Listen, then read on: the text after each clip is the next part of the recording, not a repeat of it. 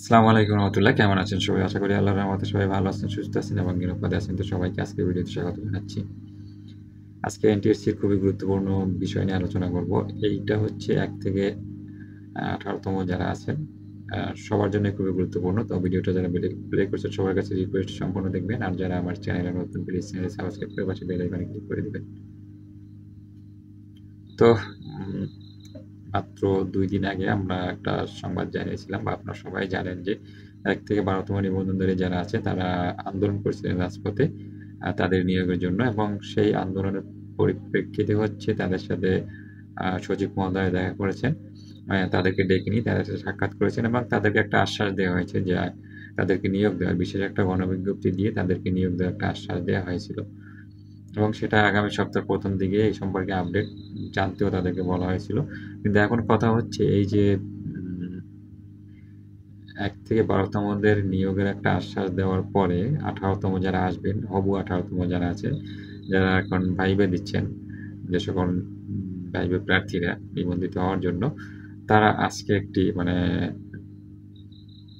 ১৩/২/২০২৫ তারিখে তারা আবার আরেকটি আন্দোলন করেছেন বা মানববন্ধন করছেন, যেখানে তারা বলেছেন যে ১ থেকে ১২তম যারা আছে তাদেরকে যে বিশেষ গণবিজ্ঞপ্তির মাধ্যমে নিয়োগ দেওয়ার যে একটা পায়তারা চলছে বা এমন একটা সিদ্ধান্ত যে গ্রহণ করা হচ্ছে বা তাদেরকে ১ থেকে ১২তমদের যে আশ্বাস দেওয়া হয়েছে, এই আশ্বাস বা এই নিয়োগ বা এই বিশেষ গণবিজ্ঞপ্তি কোনোভাবেই প্রকাশ করা যাবে না যে বিশেষ গণবিজ্ঞপ্তি দিয়ে ১ থেকে ১২তমদের নিয়োগের কোনো ব্যবস্থা করা যাবে না, এটা তারা বলেছেন। তো এখন দেখা যায় যে ২ টা গ্রুপ নিবন্ধনধারীদের মধ্যে মানে নিবন্ধনধারী এবং হবু নিবন্ধনধারী তাদের মধ্যে একটা পাল্টাপাল্টি একটা অবস্থান মানে দেখা যাচ্ছে, যেটা আ সামনে কোন দিকে যায় সেটা বলা যাচ্ছে না।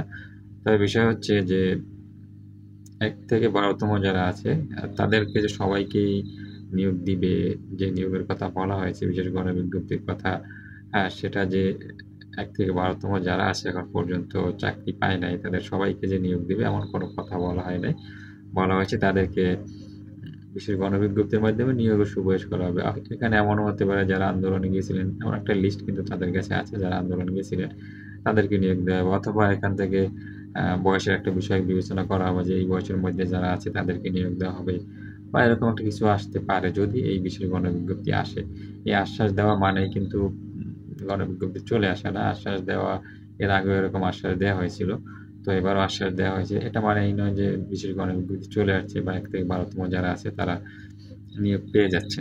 তবে এখান থেকে যদি আমি যেটা মনে করি যে কিছু সংখ্যক প্রার্থী আছেন যাদেরকে নিয়োগ দেওয়া যদি হয়, তাহলে এখানে ১৮তমদের যে একটা আশ মানে আশঙ্কা যে শূন্যপাত থাকবে নাকি কোনো সাবজেক্টে নাও থাকতে পারে, এটার কোনো সম্ভাবনা আমি দেখি না। তারপরেও আ সবকিছুই হচ্ছে একটু চিন্তা-ভাবনা করেই করা উচিত। আ আমি মনে করি যে সরকারের যারা আছেন দায়িত্বপ্রাপ্ত তারা বিষয়গুলো নিয়ে আলাপ আলোচনা করবেন এবং এই বিষয়ে তারা এমন একটা সিদ্ধান্ত নিবেন যাতে করে ১ থেকে ১২তম যারা আছে বা ১৮তম যারা আসতে যাচ্ছে তাদের কেউই কোনোভাবে ক্ষতিগ্রস্ত না হয়। যদি সম্ভব হয় ১ থেকে ১২তমদের নিয়োগ দিয়ে তাদের কিছু সংখ্যক হলেও নিয়োগ দিয়ে তাদেরকেও একটা ব্যবস্থা করা।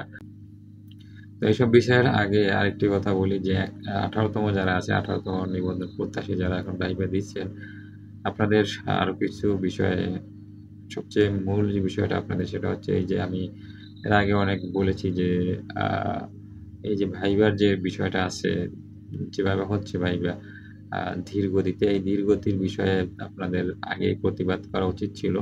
যে এই ভাইবাটা যেন দ্রুত সময়ে হয় এইটার ব্যবস্থা করা বা এই বিষয়ে আলোচনা করা। তাহলে হয়তো তখন যদি আপনারা একটু সোচ্চার হতেন এতদিনে ভাইবাটা শেষ হয়ে যেত। আর ভাইবা শেষ হলে আপনারা গণবিজ্ঞপ্তিটাও আগে পেতেন।